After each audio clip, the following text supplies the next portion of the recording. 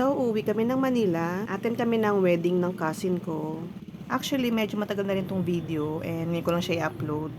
Ayan, medyo traffic sa area and dadaan kami sa Susis. Since magdadala kami ng pasalubong. Kami ng chicharon, mochi, kakanin. Finally, dito na kami sa EDSA. So far, wala pa namang traffic.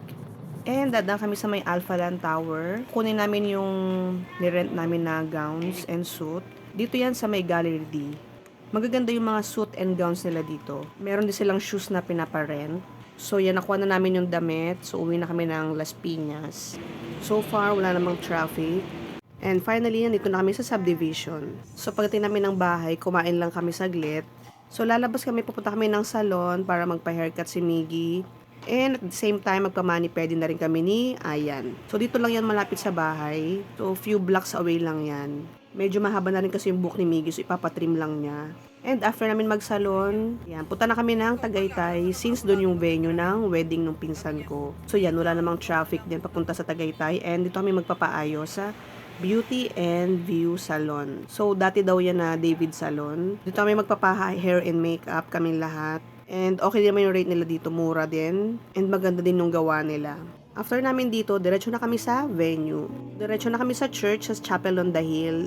Sa may Nasugbu, Batangas yan. Familiar kayo.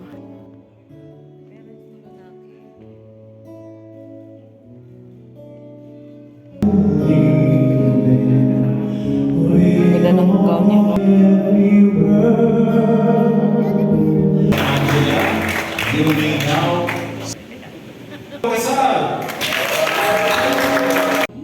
O, diba? Okay din naman yung hair and makeup na ginawa sa amin. And nag-last naman yan until mag-end yung wedding. So, natin na lang namin yung turn namin para sa photoshoot.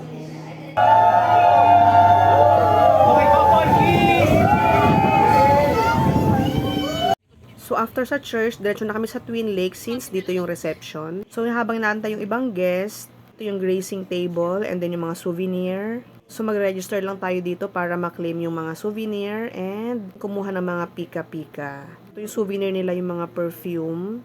And ababango niyan. Yun yung sa gracing table nila dito. Masasarap yung mga food nila na sinerve. And as you can see, nag-register si Mother. Registration naman sa souvenir ng mga perfume.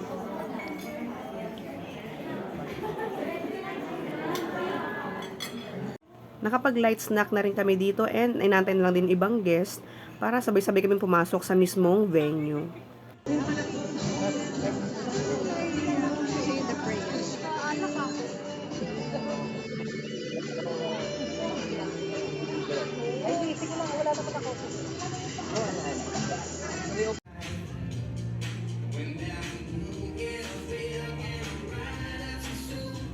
Yung isa dyan, naka-ready na. O, dito nagsiserve sila ng cocktails and mocktails. Hindi na makapili ka ng pinakamasarap. Parang lahat masarap. And yung food na sinerve nila sa amin, in fairness, masarap din yung mga food na sinerve nila.